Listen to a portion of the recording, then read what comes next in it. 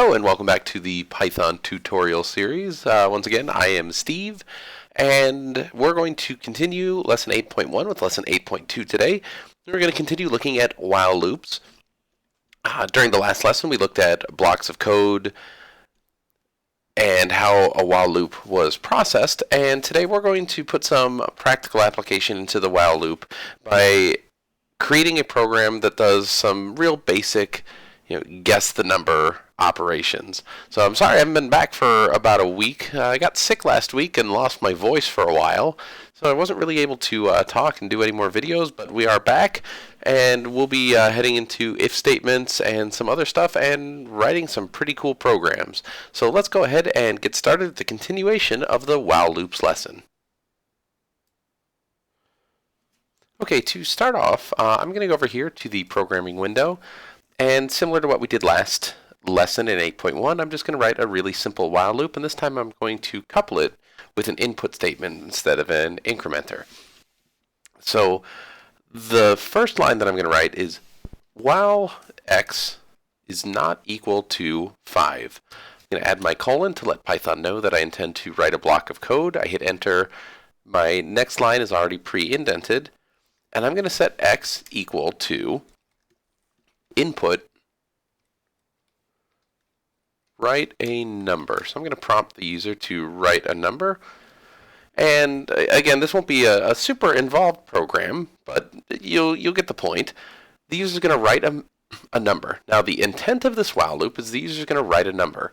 If they write anything other than 5, the while loop will continue and it will continually prompt them to write a number. Once they have correctly guessed the number 5, the program will move on. So if they guess the number 5, I'm going to write a print statement that congratulates them. It says, good job. The number was %s, to let Python know that I intend to put a value in there. Use my % notation and put the value of x. And so the intent of this program right here, what it should be doing, while x is not equal to 5, it's going to ask the user to input a number. User is going to input that number, and if it's equal to 5, the while loop will break, and it will print, good job, the number was 5. Now, when I go to run this program, it is going to cause an error. I'm going to name it test.py, hit save, and run it. And I'm going to get an x is not defined error. One common mistake that is made in a lot of programs is failure to initialize variables. When this while statement is encountered for the first time, x has no value. We have not set an initial value to x. So we can't tell at this point whether or not x is equal to 5 or whether it's not equal to 5 because we haven't set x equal to any value whatsoever. At the top of most of your programs, you'll have a list of variables that represent like initialized variables, variables you intend to use, variables that need some sort of initial value, but don't have a program-induced value yet. So to start this program out, I'm going to initialize x to equal 0. Now, another thing we haven't done yet, but might be worth talking about as well, is comments. The programs we've written so far have been so simple that they didn't warrant a lot of comments, and this is no exception. As you start to write more difficult programs, writing comments is going to be very important. Keeping track of what your while statements do, what your if statements do, what your functions do, what different variables represent. It is not uncommon in a more involved program to have hundreds of variables and dozens of functions and all kinds of stuff that we haven't even talked about yet. And even though it's your program, you can lose track of what each of them mean. And certainly if another programmer picks up and tries to help you out, or you work in a team, not having proper comments can cause a lot of problems. The way you do a comment in Python, the easiest way, there's a couple ways. The one that I want to talk about is just start a line with the pound sign or the hashtag sign. Anything you write after that won't be interpreted as code. So this while loop right here will ask the user to write a number until they select the number 5. A comment is just a plain English version of what's going on in each particular part of the program. I could come up here to my x value and say initialize x to 0. X will be used in a later while loop, or something like that. Not very important to this program because it's only a few lines long, but you're going to want to get in the habit of every time you write a function, every time you write a while loop, every time you write an if statement, if it's not immediately obvious what that part of the program is doing, to put a comment in so that you can remind yourself and others. So with that said, let's run the program now. We've got x initialized to a value of 0, and we're going to ask the user to type a number. And so it says write a number, and I'm going to guess the number 3. Certainly that's not the number 3, so I'm going to guess the number 7. Nothing. I'm going to guess the number 5, and the program doesn't break. It's continually asking me. So that's something we have to look into. Why is it doing that? All right, so I just had to clear my screen there. I finished recording this video, and then I realized I must have hit the mute button right after I said that last line. So we're going to start over. So where we were at, we had just run the program, and it had come back. And even though we were guessing the number 5, the program still wasn't breaking out of the while loop, and it was constantly running. So let's get that back up on the screen. 3, 7, 5, 5, 5. We can't get this program to stop running. So I'm going to press Control-C to break out of that program loop. So the reason why that program won't break, won't come out of the while loop, even though the user is clearly guessing 5 and the while loop is being met, it goes back to a point that I made in the input lesson, and that is whenever a user inputs data, it's always stored as a string. So let's come over here to the Python shell for a second and just take a look at what I mean. We're going to set two variables. A1 is going to be equal to the number 5. When I look at A1, I can see it's equal to the number 5. I'm going to set A2 equal to the string of 5. When I look at A2, I can see I have those delimiters around it. If I were to ask Python, is A1 equal to A2 by using the double equal sign, I can see I'm getting a return of false. The integer of 5 is not the same as the string of 5. And I can also look at these data types with functions that we introduced back, I think in lesson 3 or 4. If I were to look at the type of A1, I can see that it's an integer, and the type of A2, that's S2, type of A2 is a string. A string and an integer are never equal to one another. So in order to make this program work, what we have to do is make some slight changes. The easiest change you can make would be to simply change this 5 to have delimiters around it. Then when the user inputs 5, it will be stored as the string of 5, and we're looking for the string of 5, and hopefully this program would execute correctly. So I'm going to run this program. It says write a number. 3, nope, that's not the number. 7, that's not the number. I'm going to guess 5.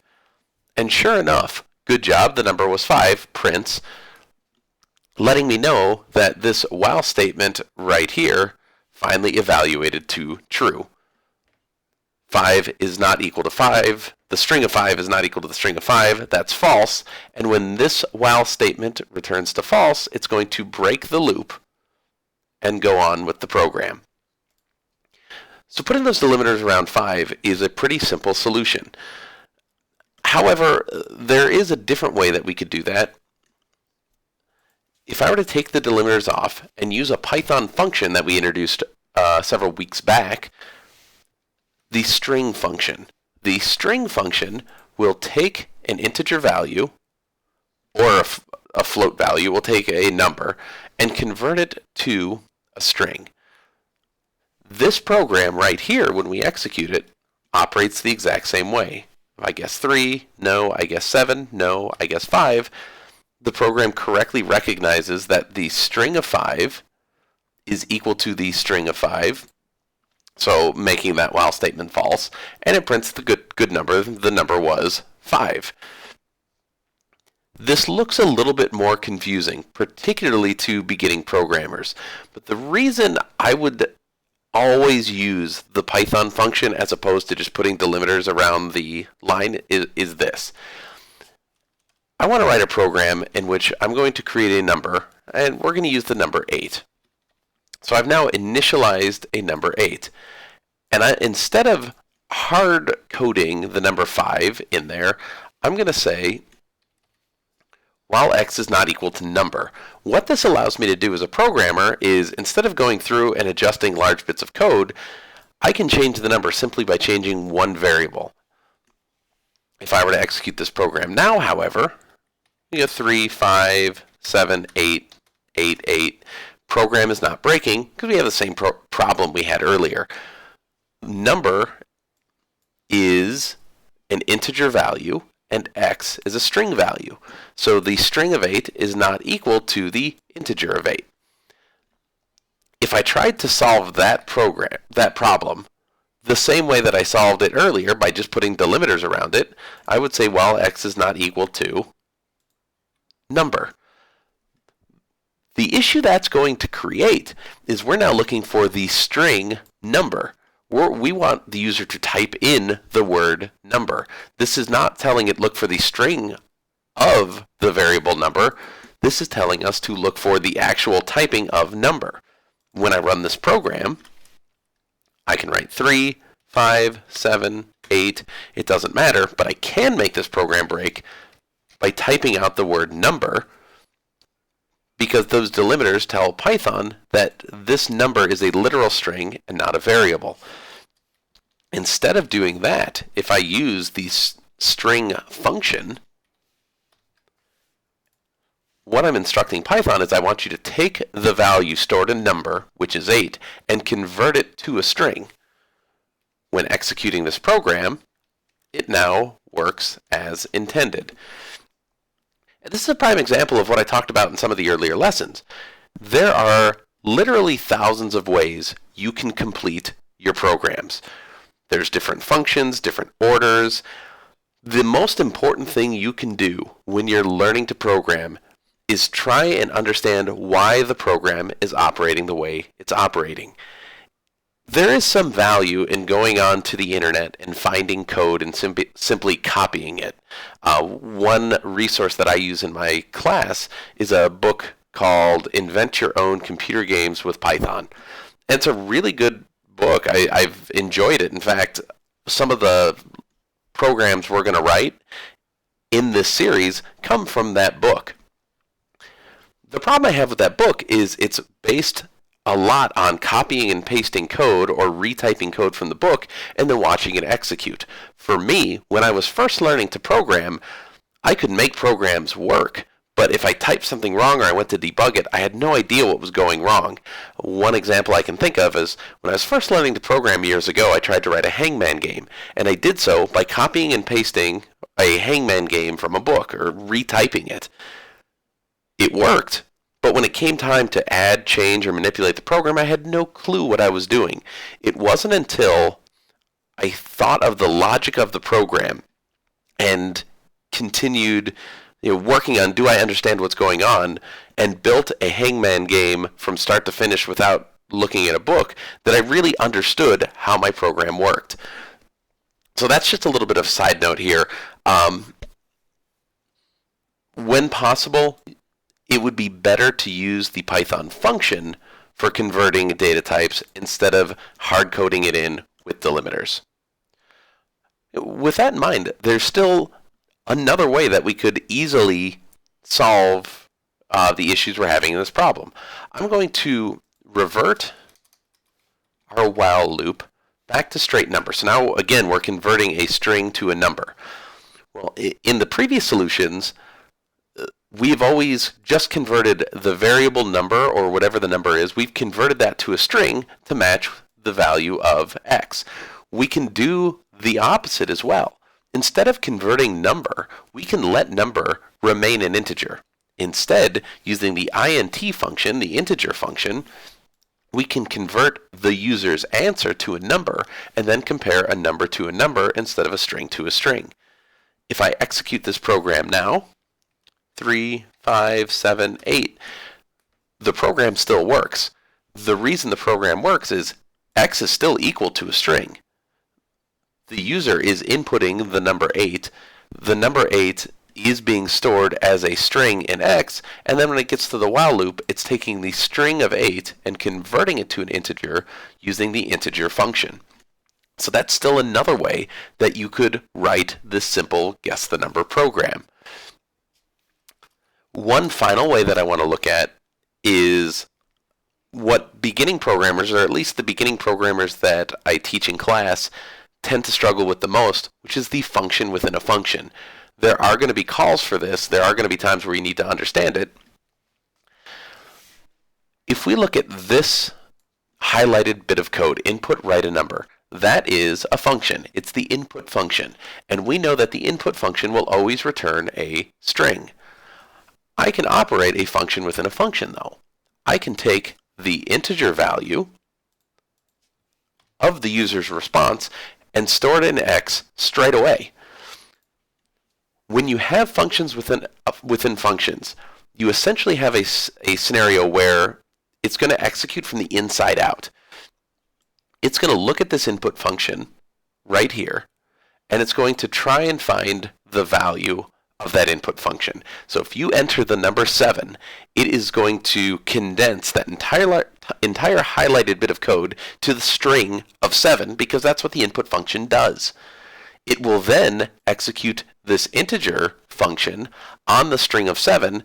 The integer of 7 is the number 7, and then it will simply store the number 7 in x. Then when it does its comparison here, it will say, is the number 7 not equal to the number 8? That is true. If I enter the number 8 in this input function, it will take the integer value of the string 8, which is the number 8, store it in x, and then ask, is the number 8 not equal to the number 8? That's false, and that will cause the while loop to break. So that is 4 different ways to do a simple guess the number program. It does get more complicated than that, but as you write your programs, there's not really a wrong way to do it. It's do what makes sense to you, do what you understand, but understand there's thousands of ways to solve these problems. Alright, that does it for while statements. We're going to get ready for if statements here pretty quick, but want to throw a challenge program at you to make sure that you understand what's going on and that you have the ability to use some of the concepts that we've talked about through the first 8 lessons in the Python tutorial series. So what I've got on the screen right here is the number adding game. Now I understand this is the world's stupidest game. No human being would ever want to play this. We'll get to the point where we're making more fun games, but this is it for the week. The point of the number adding game is to start with a number equal to 0, ask the user if what number they would like to add to the current number. It will increment the number by that, and it will continually run in a loop, asking the player to continually add numbers until the number is greater than or equal to 50, and then the program will print a final message. So I've got it here on the screen, and I added a little introduction here, the number adding game, with some instructions. Our current number is equal to 0, and it says, what number would you like to add? Well, let's see, today is the 18th of the month, so I'm going to add 18, and it simply adds 18. It says your number is equal to 18. What number would you like to add? I want to add 4. The number is equal to 22. I want to add the number 10, 32, the number 15, 47, and now I'm going to add 4. When I add 4, the number is greater than or equal to 50, and the program says your number is greater than 50. Your final number was 51. Game over. And that is the entire program. As I keep running this program, I do with any series of numbers. I can do it 20, 20, 1, 1, 1, 1, 5, 236. That's clearly not a 6. That's 231. So let's go 231. Final number was 280. It's not really a game, but it is a way to utilize a while loop without having to know how to use an if-else statement, which we're going to be doing in the next lesson. And make sure you know about data conversion, adding numbers, input statements, all that good stuff. So try to reverse engineer that program that I've got here on the left. Start with the number 0, ask the user to add a number, have the program report the new number, and then have them add another number, continue until the number is greater than 50, and then have the program print an exit message. As always, as you're working on this program, if you have any problems, anything's not working, you're having any sort of issues whatsoever, go ahead and leave them for me in the comments. I will be happy to help you troubleshoot any code that you're working on. As always, have a great day, and I'll see you at the next lesson.